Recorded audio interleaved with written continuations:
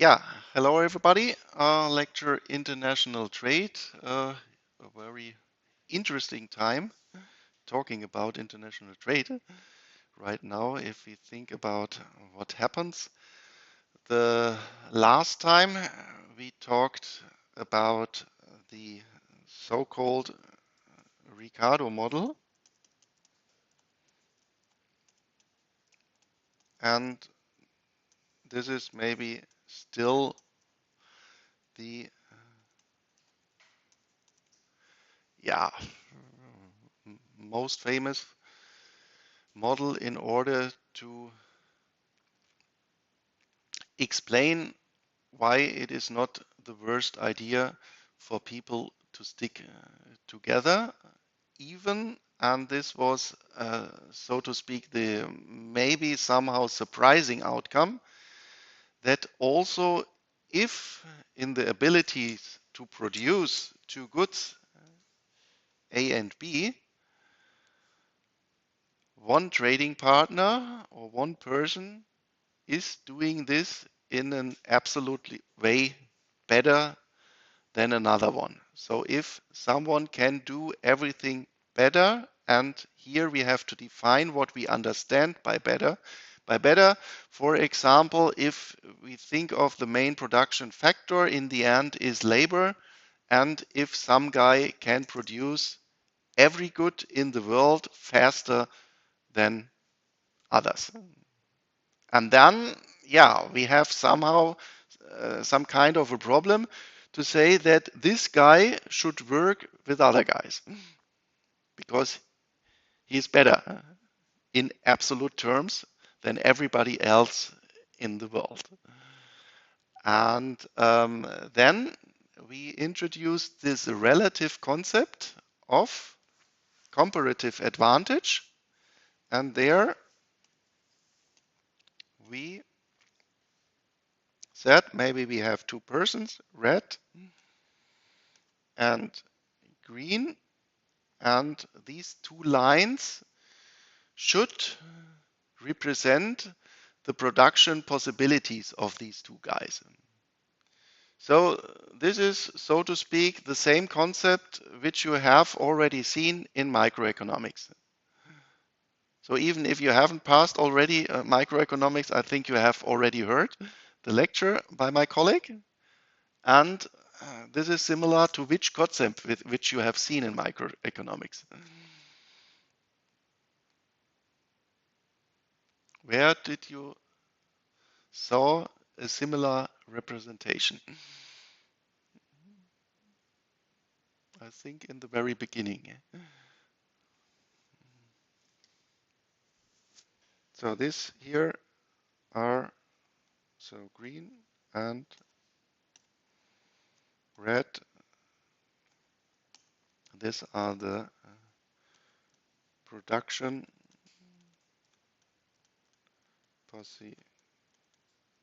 possibilities of red and green.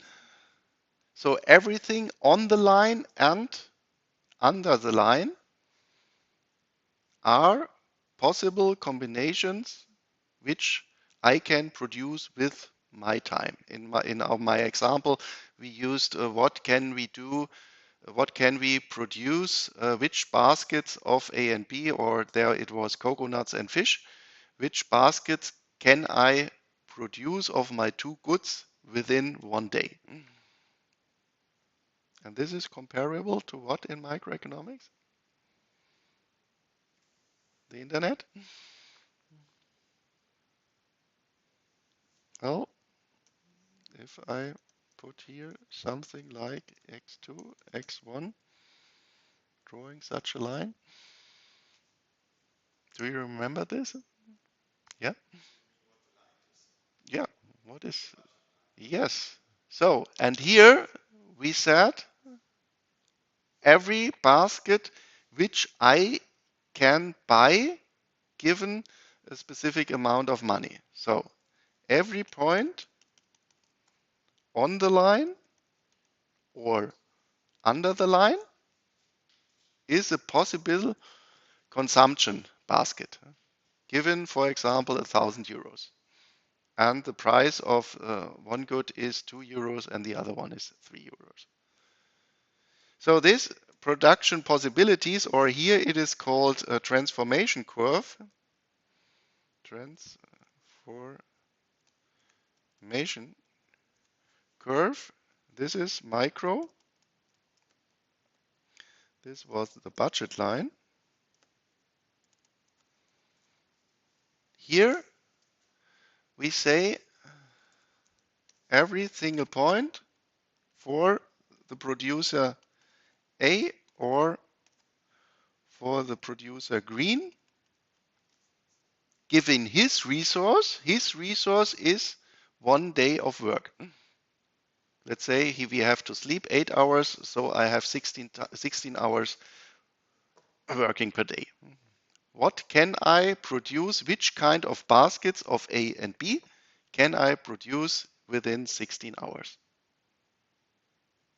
So this is actually totally equal to the concept of the budget line. So, and what we have then argued here is in this situation where the production possibilities of red are lying totally within the production possibility of green, then this means green can do everything better than red.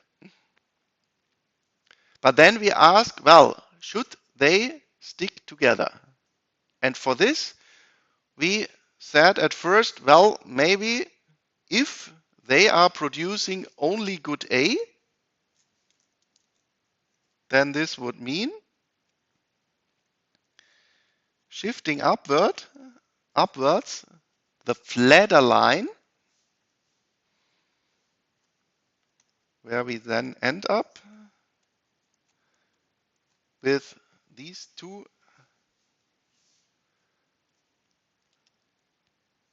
amounts. So this adding to this means we end up roughly here. This is a bit too long, sorry, because we have to go up here and shifting. No, this is a bit too steep. It has to be parallel. Almost. So this and this, no, not this one, this and, sorry, and this. These has to be equal. We are just putting the green line on the size of A which red has already produced. And why do we do this? Because we argue this is the total amount of B which both can produce together. And if we now ask ourselves if they want also to consume A, who should start to produce A? And then we said we introduced this comparative advantage that we then argued the person should start with the production of A, which has to reduce the production of B less than the other. And since the green line is flatter, increasing A by 1 unit means, due to the lower slope, that I have to decrease B by a smaller amount than red. So the flatter line we have to move up, and the steeper line then we add when green is producing at full capacity. If we now want to have a larger amount of A, then since green is at full capacity, no matter if he has a comparative advantage or not, green cannot produce more of A, then red has to start with the production of.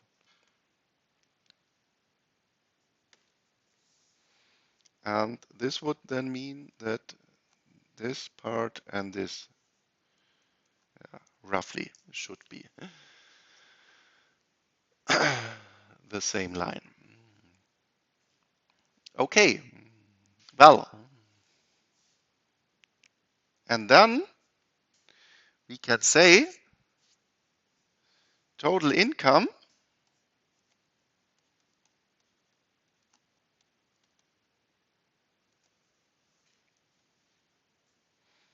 of red and green together would be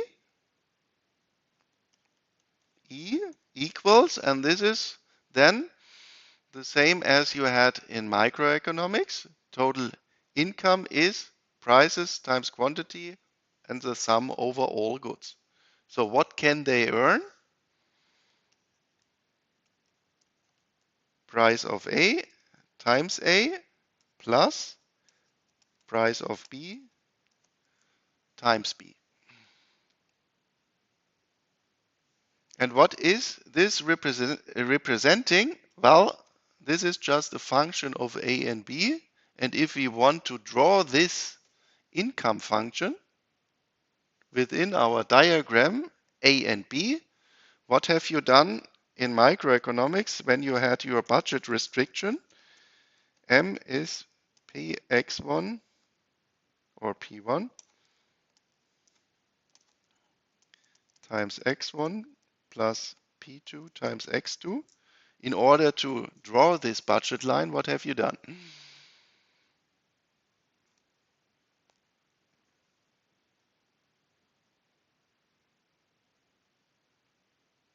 Because here you have on the left side M. M is not here on the axis in your diagram. I think you have solved this for x2, or that you have written down here x2 is M over P1 minus P2, sorry, P1 over P2 times x1. Yeah, hopefully. Because then you have here the relative price.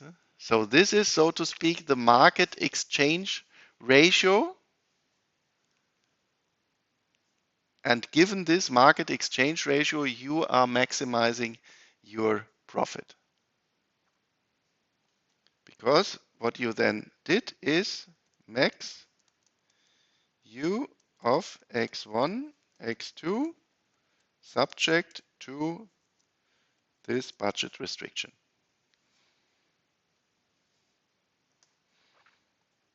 We come to this optimization in a minute, because here this looks like, again, exactly like this one. So in order to represent the income, we also solve this for B. Because in general in school, on the left side, you want to have just the variable which is on the vertical line. There you had y depending on x, or f of x, and x is on the horizontal line and f of x is on the vertical line. So solving this is, of course, the same which you had calculated in micro. So we obtain B is E over P B minus PA over PB times A. And what is this? Let's take another color. orange.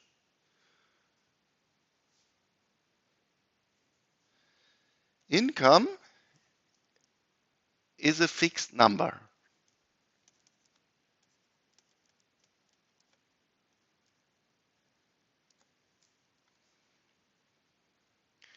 PB, PA, and PB, and especially PA over PB, this is also given due to the production functions in the Ricardo model.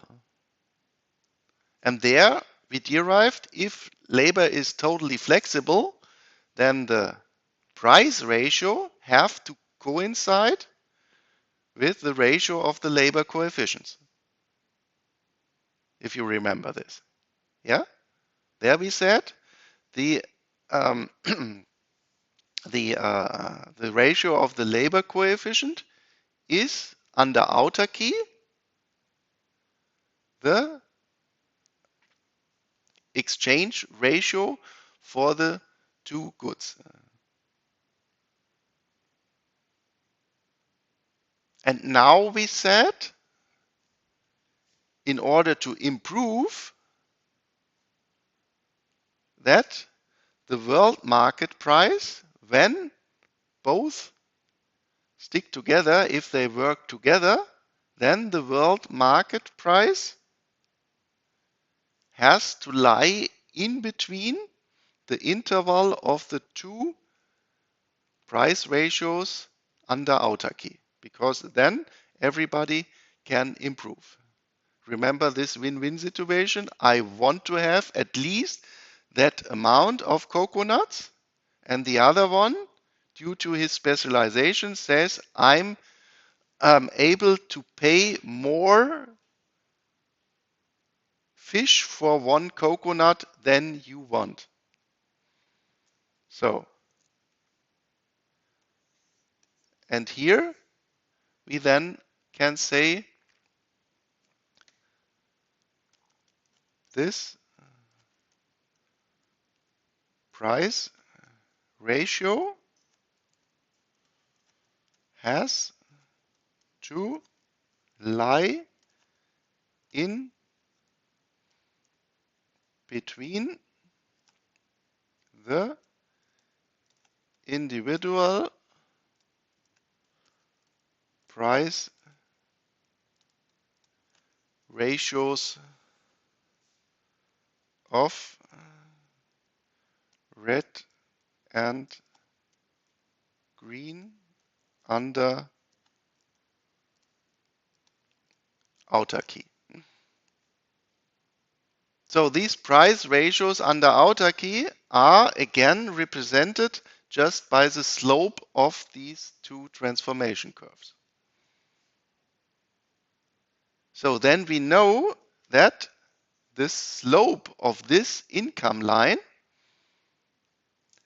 has to lie somehow between this flat slope and between this steep slope. This is the slope of the income line, and this is the vertical cut of the income line. So, and now we can say, well, we just think of this income would be 1,000 euros or 500. So the larger this E, the larger is the cut of the vertical axis. So maybe we say now we have to draw here a line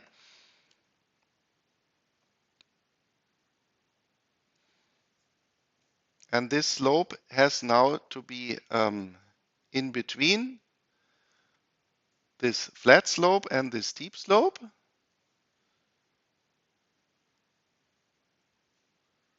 So this is maybe E1 for a large income, just somewhere there. And these are two others, E2 and E3. So E1, E2, E3, different overall incomes. So, and which one would be the maximum income they can achieve together? Well, and here you can use the same concept as you have used in microeconomics, because in microeconomics you said, well, I want to maximize utility, and this would mean, well, there is some utility level represented by some indifference curve. And what you then said, well, these are the budget line represents my consumption possibilities. Given these consumption possibilities, I want to maximize my utility. So this means moving outward as far as possible the indifference curve. This was then I star, and this is the household optimum. Well, and now we are doing the same here in the Ricardo model. These are all different incomes, just chosen by random. But now we see here, this represents the production possibilities if both are working together. And then we see, well, the income E2 and E3, these income levels we can achieve because they are lying in between the production possibility frontier.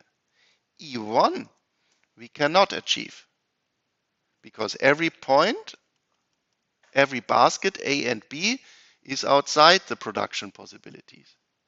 What would be now the maximum income we can achieve? Well, just moving this income line as far outside as possible.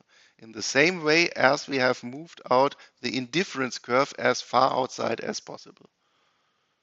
So, and where do we end up? Well, since the slope is in between the flat and the steep line, we just end up in this kink here. So this would be the maximum income. Well, so conceptually, it is again an optimization process as you have seen it in microeconomics. Just you have an aim here represented by income. I want to maximize my income given some restriction. Here the restriction is my overall budget. Here my restriction are my production possibilities. And then maximizing means moving outward as far as possible my function which is representing my aim. And actually economics is always about this. And on the other way, sometimes you are minimizing something, then you also think of some function you want to minimize, and this just means you want to shift the function as near as possible to the origin, so just in the other way. I think cost minimization you have also done in microeconomics. And there you had your isoquants, given the isoquants, production possibilities, and then you moved to the left the cost curve. And this was also a line. Well, and what we have here also is that it is not, you cannot calculate any derivatives here. Here you have then calculated the marginal rate of substitution given by the first derivatives, by the ratio of the first derivatives of your utility function. Here in the Ricardo model, we have, so to speak, you cannot calculate the derivatives because you have a non-differentiable function in this kink here. So what you do then here is the so-called simplex optimization. Have you done this maybe in some other course or linear programming? So you have here many linear restrictions in the production process represented by these lines here. So linear restrictions, and you have also here a linear aim. The function which is representing your aim is also linear, and in order then to obtain the optimum, because you of course can think here then also in a multidimensional a framework where you have many producers, not only two, and many products, and then this optimization process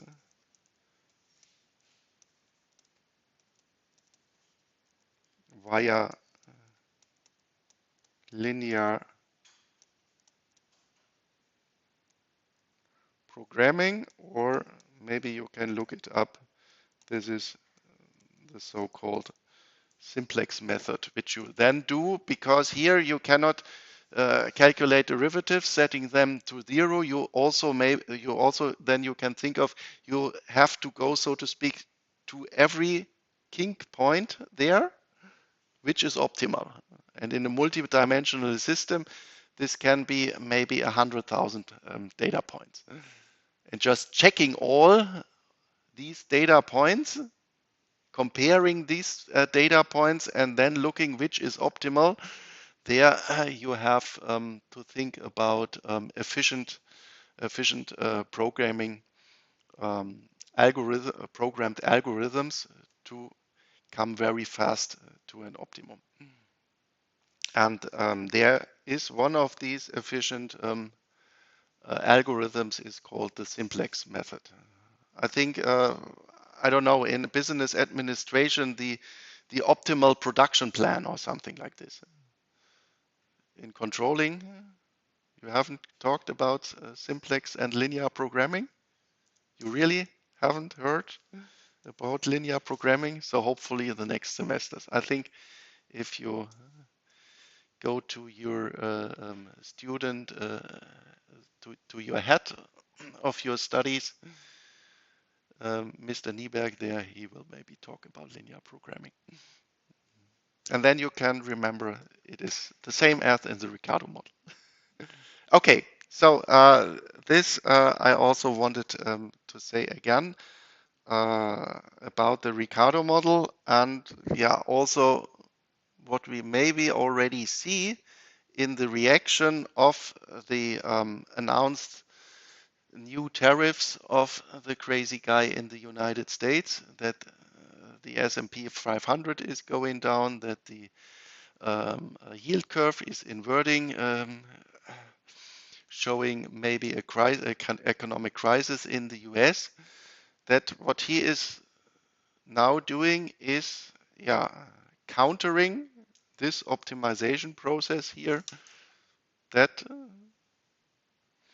working together due to the comparative advantage means to optimize overall total income. And then the cake will be larger for everybody. What we are now doing in the world is that we are shrinking the cake. Let's see what then happens in the future. Okay, but now I want to go to a so-called descriptive model, which is called the gravity model, and this is in order to analyze the overall trade situation in a country. And of course, dealing with international trade, then we just pose the question, what are the general economic variables from which we can then explain that countries are trading with each other, and also why are some countries trading or have a higher trade volume than other countries. And for this, having, so to speak, in the beginning no idea, we want to look just to the main trading partners of the United States. And in the old term paper, there I also, or in the beginning of the lecture, I showed you some database, and one database which is quite good to use because it's a good usable database. Some others are quite hard to use. Is this from the World Trade Organization, and here the UNCTAD organization. This is the UN Organization for Developing Countries. So let's click on this, because in order for your term paper in the future, we will do this together. And here we are directly in the part where you see here we can choose the country. So we want to take the United States of America. And well, for this you have to pay, but we just then choose the yearly time series. And let's shrink this, that you see everything.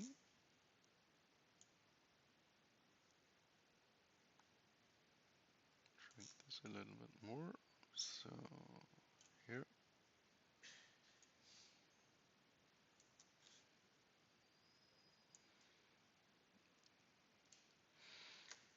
And then at first you see here that you see the main goods which the United States are importing. But we want to have the main trading partners, and then you can choose here, you can switch from products to countries.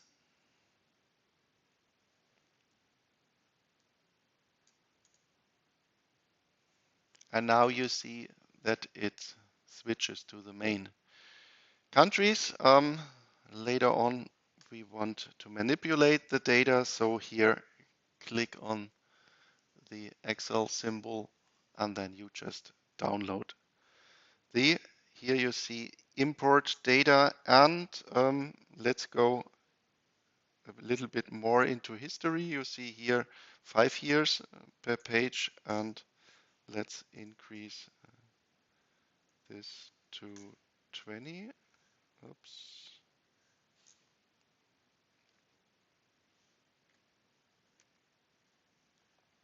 And I think somehow, because the first one was, I think, 21. No, not 21, 2001. How can I do this? Where is it? Disable. Now it's gone. Let's move backward.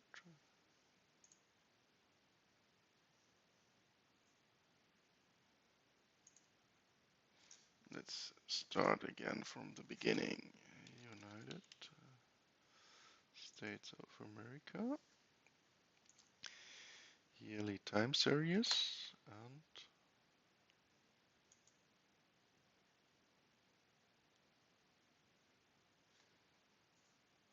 default 25 per page. This is okay, but yeah, anyway, then let's choose the 20 and by country. So then download.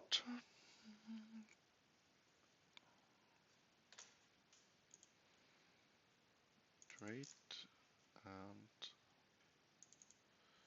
lecture, and these are imports USA. So then we change this to exports and also download this and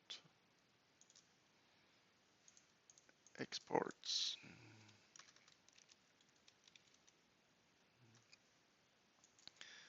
of the United States.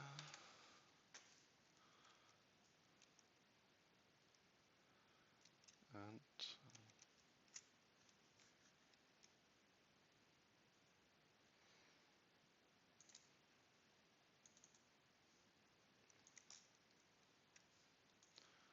let's open both.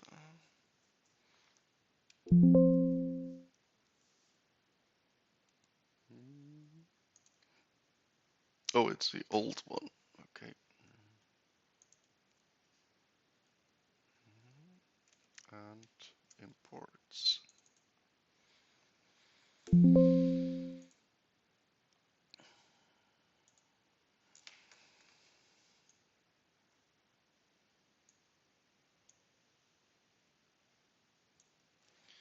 So then here I am. So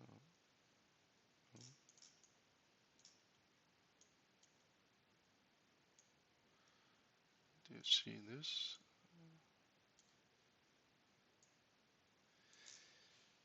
So then it's already sorted in order that we can see this. Where is it here? Let's fix this. So the latest value is hopefully already 2024. That's great. So 20 world.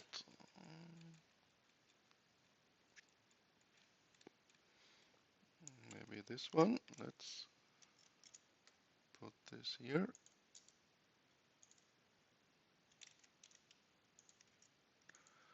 And the 20 largest is this plus 1.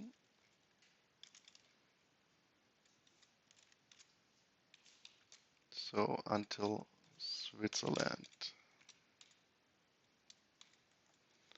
And the data.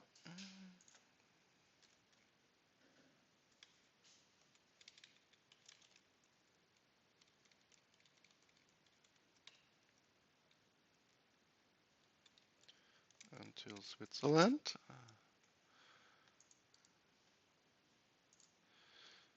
Oops, this is the world. And the unit is 1,000 US dollars. And this was imports.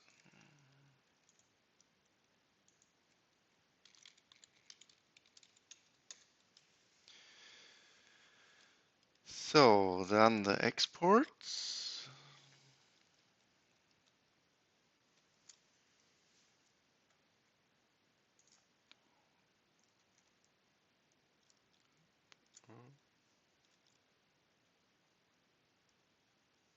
Importing markets and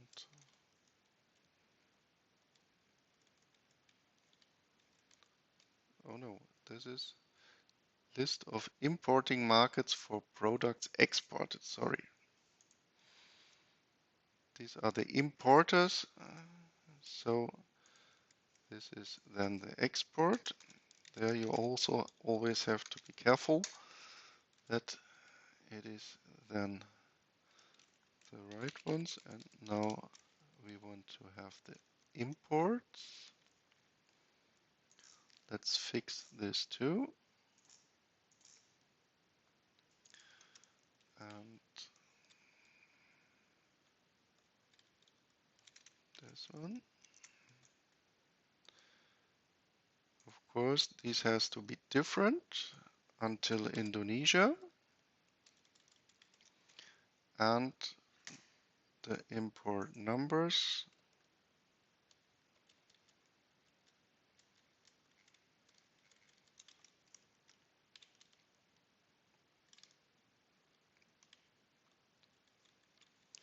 until Indonesia.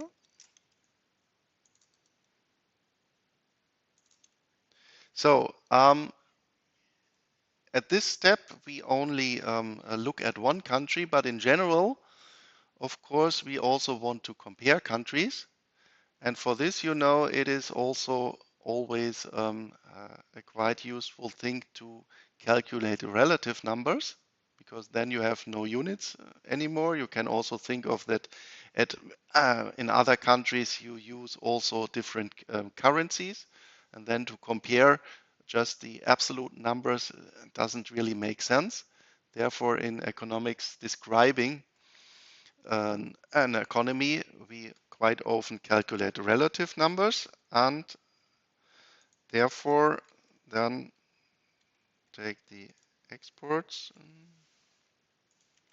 and the imports. So the relative part is then Canadian absolute value over the overall exports of the United States. And since we want to divide this number always to the total volume of exports, we have to fix this, and maybe you already know this, that you then introduce a dollar sign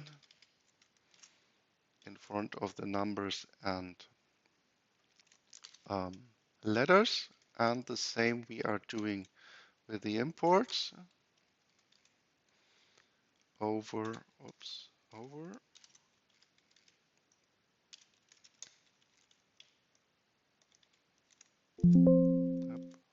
copying,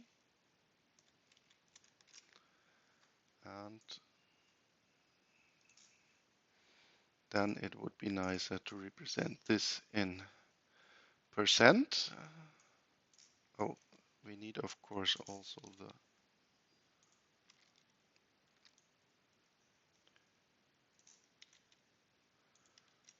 countries equals Canada and the other one up.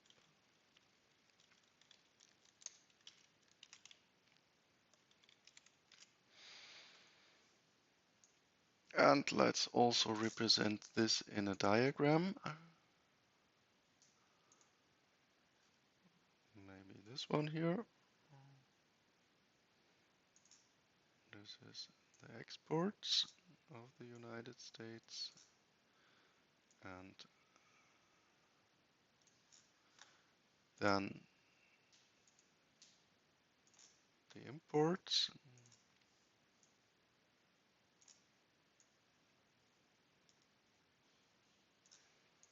And this also as a table. There it is. And Now we have our data.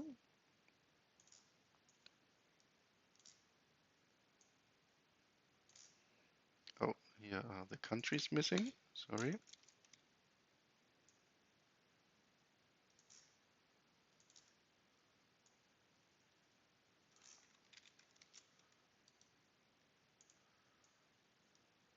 Not 2019, this is 2024. And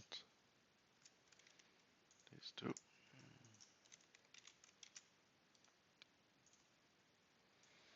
So, some minutes are left.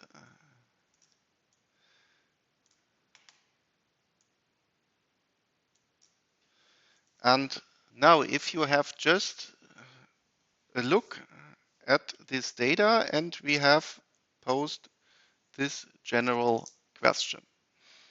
And now we analyze the regional distribution of the trading partners of the United States. And if you just have a look now at the representation of the actual relative trade volumes of the main trading partners.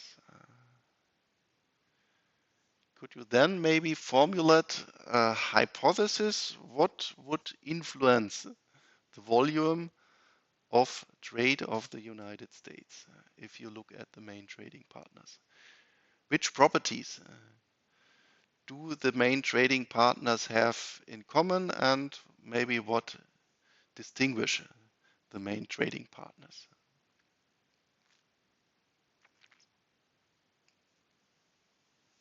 Are you surprised to find Canada, Mexico, China, Netherlands, UK, Japan, Germany in the first positions in the exports and imports? Mexico, China, almost the same ones, but in a slight other um, row.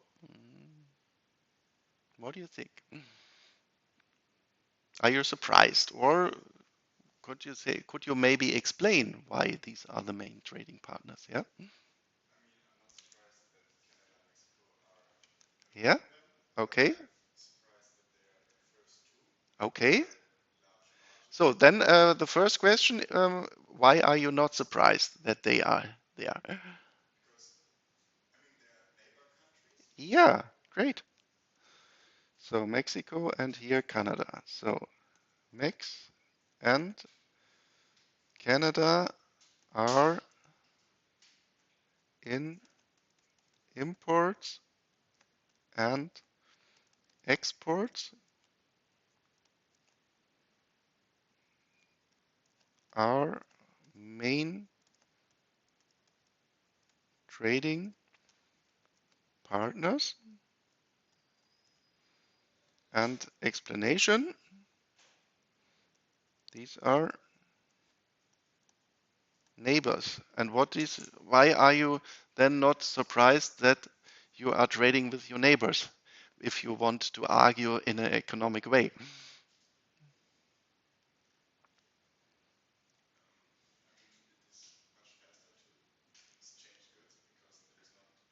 Yeah, yeah, for sure. So, reason, for example, low transport costs because of a small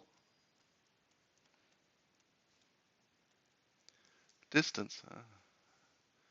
But then you also said, well, I'm not very surprised that I find them at, let's say, at the first at the 10 largest. But then you also said, well, I'm slightly surprised that they are just at number one, two, or here in imports at number one and number three.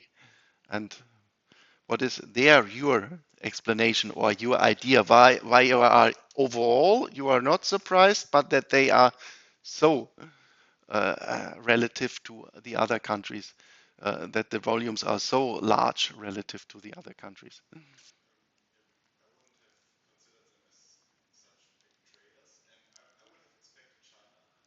Yeah, and because what is, well, China, the other side of the Pacific, so of course, much higher transport costs. But what is the reason that you are not very surprised to find Canada also in the first three trading partners? Yeah, why you are not surprised? What is the economic reason behind it?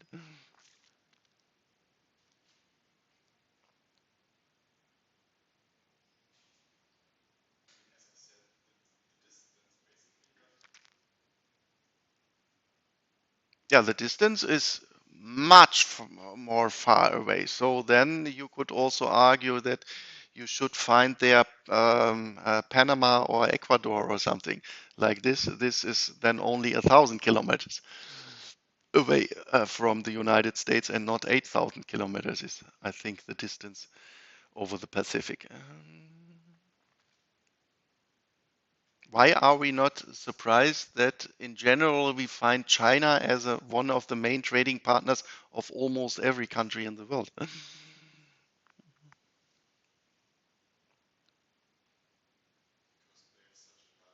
Yeah, for sure. Well, and large economies can produce many goods. And of course, on the other way around, large economies have a very high income. Overall, GDP is spent. If you interpret this from the distribution approach as income, so large countries, economically large countries, can buy many goods. So, and we also find,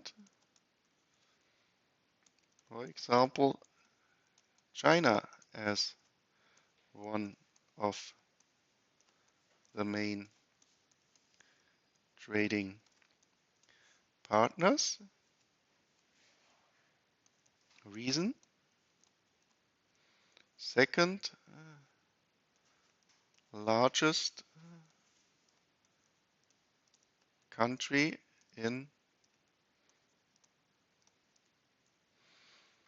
the world measured by GDP.